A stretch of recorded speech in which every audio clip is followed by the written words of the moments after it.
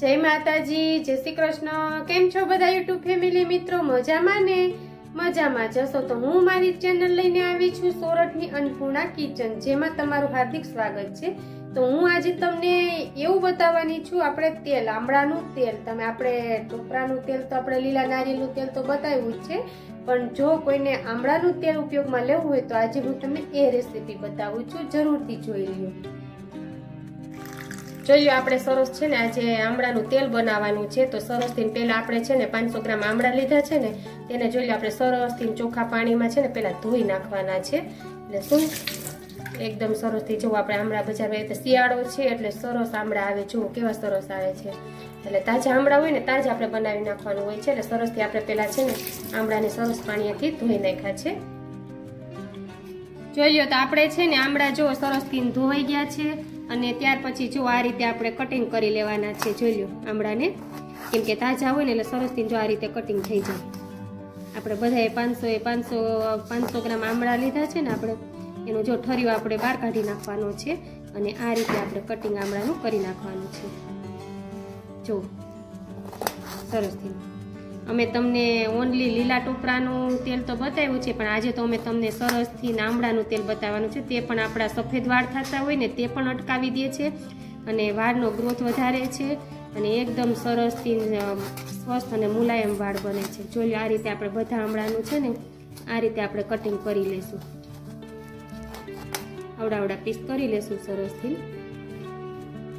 જો એકદમ સરસથી એટલા બધા આમળાનું છે ને પહેલા આપણે આ રીતે કટિંગ કરી લઈએ અને પછી શું પ્રોસેસ કરીએ છીએ ને એ અમે તમને બતાવીએ।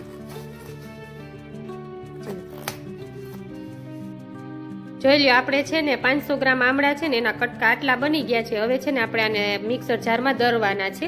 તો આપણે જોઈ લો મિક્સર લઈ લીધું છે અને જો પવાલામાં આપણે એને એડ કરી દઈએ, કેમ કે આમાં પાણી હોય જ છે એટલે આપણે આમાં કોઈ વસ્તુ એડ નથી કરવાની, ડાયરેક્ટ જ દળવાના હોય છે। કેમ કે આમળામાં તમને ખબર જ હોય છે કે પાણીનો ભરપૂર વિટામિન સી થી ભરપૂર હોય છે, એટલે એકદમ વાળ માટે તો બહુ જ સારા છે। જોઈ લો, આપણે મિક્સર જારને પવાલાને આ રીતે દળતું જવાનું છે ને આમ હલાવતું જવાનું, એટલે શું એક બાજુ એક વસ્તુ પડી ના રહીએ અને સરસથી એક સરખું દળાઈ જાય છે બધી બાજુ। પાછું બંધ કરીને પાછું આપણે દળવાનું। જોઈ લો, ત્યાર પછી છે ને આપણે ટોપરાનું તેલ લેવાનું છે। એ કેટલું લેશું એ હું તમને કહીશ, પણ જો એ ટોપરાનું તેલ છે ને આપણે આવી રીતના 2 થી 3 થી 4 ચમચી છે ને દળવામાં જ એડ કરવાનું છે। જોઈ લો આ રીતે, જો ત્યાર પછી પાછું બંધ કરીને તેલ એડ કરી દીધું, ત્યાર પછી બંધ કરીને પાછું આપણે ક્રશ કરી નાખવાનું છે। જો આપણે ટોપરાનું તેલ એમાં એડ કર્યું છે, ત્યાર પછી આમ આવી રીતના ચમચી હલાવતું જવાનું છે અને આપણે સરસથી આપણે દળતું જવાનું છે। જોઈ લો, આ રીતે સરસથી તમે બનાવશો ને એટલે એકદમ સરસ એ માથામાં નાખશો ને તમે વાળમાં તોય ઠંડક આપે આમળા। જો આપણે આવું કરવાનું છે સરસથી એકદમ, હવે દળાઈ ગયું છે। જો આ રીતના એકદમ આવું કરવાનું છે। જો આવું એકદમ સરસથી આ રીતનું જો આમળાને આવું રીતના કરી લેવાનું છે સરસથી। તો આપણું આ દળાઈ ગયું છે, આપણે બીજા વાસણમાં એડ કરી દઈશું। ચાલો, આપણે દળેલું છે ને એને આમાં એડ કરી દીધું છે અને હવે આપણે છે ને એક મિક્સર જાર જે આની થશે તો એને પણ આ રીતે જ આપણે દળી લઈએ। જો દળતા હોઈએ ને 2-3 ચક્કર મારીને પાછું આપણે 3 થી 4 ચમચી ટોપરાનું તેલ ઉમેરવાનું છે એમાં અને આવી રીતના જો ક્રશ કરી નાખવાનું છે ને પછી શું પ્રોસેસ કરીએ ને એ પણ અમે તમને બતાવીએ।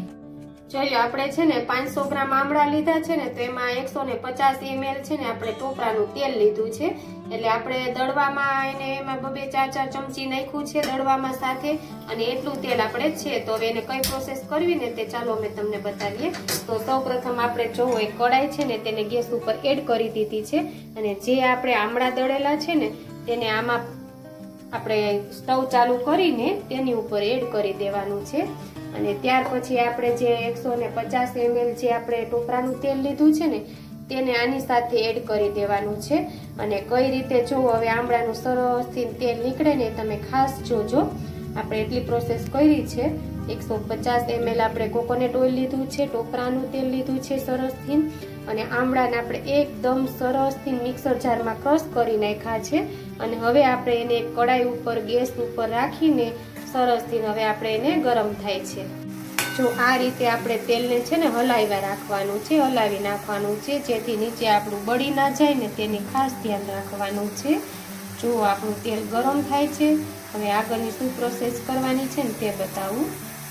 ચાલો આપણે આને સ્ટવ ઉપર ગરમ થાય છે ને આમાં કઈ રીતે તેલ છૂટું પડે ને એ અમે તમને બતાવશું આની પ્રોસેસ. તો ચાલો તમે હવે આગળ આપણે પ્રોસેસ ચાલુ કરી દીધી છે. જો હજુ પણ આપણે એને હલાવ્યા રાખવાનું છે. જો જરા જરા એવું આપણને એકદમ ઓલું થઈ ગયું છે, પણ હજુ આનું પ્રોસેસ થોડી ચાલુ છે, એટલે ગેસ થોડો ધીમો કરવાનો છે, જેથી નીચે આપણું બેસી ના જાય તે માટે. એકદમ સરસથી જોઈ લે આપણું આમળાનું તેલ બનશે. આપણે 150 ml ટોપરાનું તેલ ઉમેર્યું છે, એટલે ન કરી એમ એકલા આને છે ને હલાવે તો બળી જાય, એટલે એમાં આપણે ટોપરાનું તેલ ઉમેરી શકીએ છીએ. જોઈ લે આ રીતે સરસથી. જોઈ લો આપણો કલર ચેન્જ થઈ ગયો છે. એકદમ આપણે આમળાનો કલર કેવો હોય એવો કલર હતો ને એકદમ. જો હવે આપણે આને છે ને બદામી કલર જેવું સરસથી થવા દેવાનું છે, એટલે આમાંથી સરસ આપણું તેલ છૂટું પડી જાય ને ત્યાં સુધી આપણે આને હલાવ્યા રાખવાનું છે. એને આપણે હલાવ્યા જ રાખવું પડે, કેમ કે નકર નીચે બેસવાની બીક લાગે તે માટે. જોઈ લો આપણો કલર ચેન્જ થયો છે. આમળાનો આપણે દળીને કર્યું હતું ને તેનો. આને આપણે એકદમ સરસ છે ને બદામી કલર જેવું થવા દેવાનું છે. તો ચાલો હવે આપણે છે ને આને હલાવ્યા રાખીએ એટલે સરસથી પાકી જાય આપણું તેલ, અંદરથી ને છૂટું પડી જાય. જોઈ લો આ કલર પણ હવે છે ને ચેન્જ થઈ ગયો. જો હજી તેલ ધીમે ધીમે આપણા આમળામાંથી છૂટું પડે છે.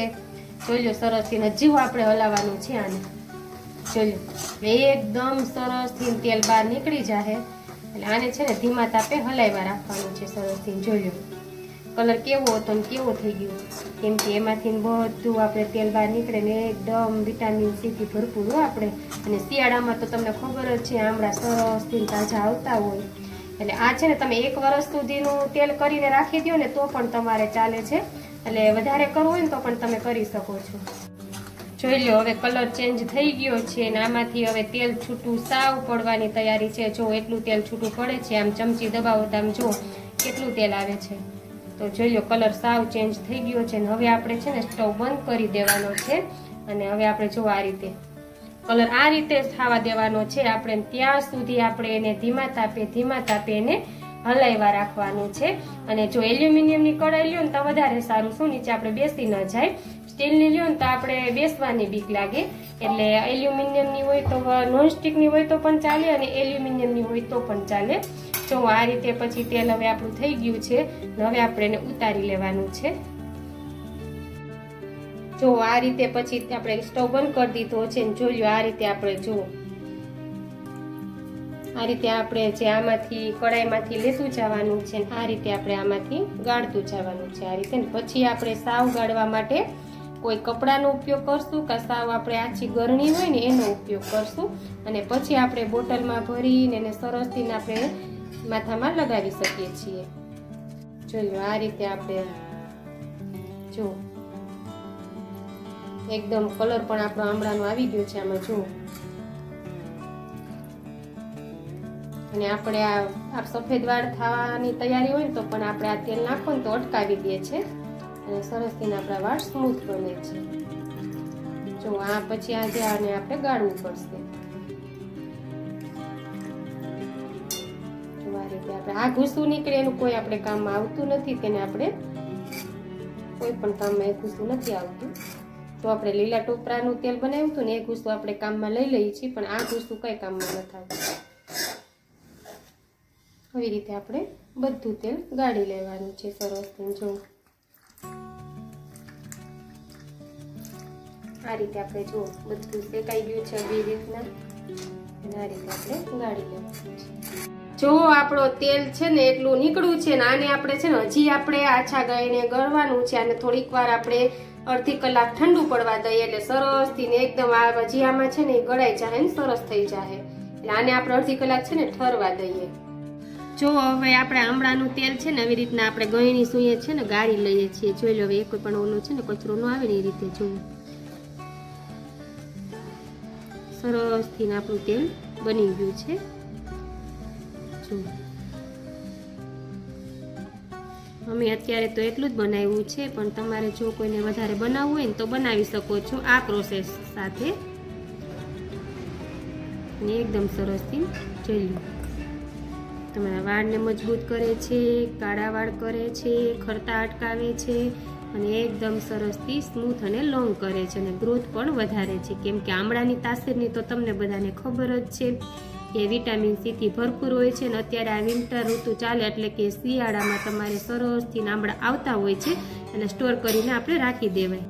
ચલો હવે આપણે એને છે ને કાચની બોટલમાં ભરી દઈએ સરસથી. જો રોજે રોજ હવે આપણે આને લગાડશું ને તમે પણ આ રીતે મેં બનાવ્યું ને એ રીતે જરૂરથી તેલ બનાવજો આમળાનું. જો આપણે થોડું બનાવ્યું છે ને એટલે આટલું જ થયું છે ને તમારે જો બનાવવું હોય ને વધારે તો બનાવી શકો છો વધારે આમળા, કેમ કે અત્યારે શિયાળામાં આવે જ છે. તો જોઈ લો આપણું એટલું તેલ બની ચૂક્યું છે.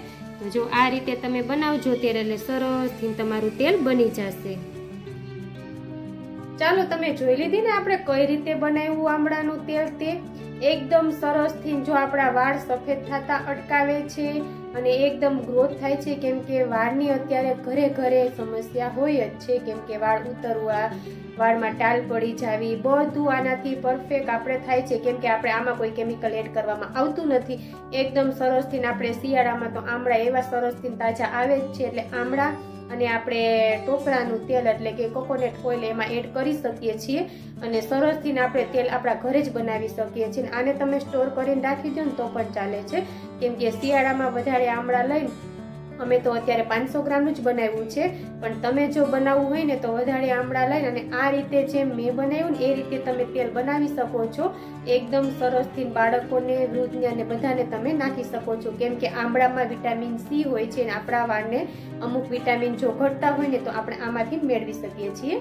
તો ચાલો તમે પણ મારી રેસીપી જોઈને તમે પણ માથામાં નાખવાનું આમળાનું તેલ બનાવજો આ રીતે. તો ચાલો હવે આપણે કાલે મળશું આવતીકાલે કંઈક નવા વિડીયોમાં કંઈક નવી વસ્તુ સાથે. તે માટે જય માતાજી, જય શ્રી કૃષ્ણ અને છેક સુધી તમે મારો વિડીયો જોયો છે તેથી તમને બધાને થેન્ક યુ.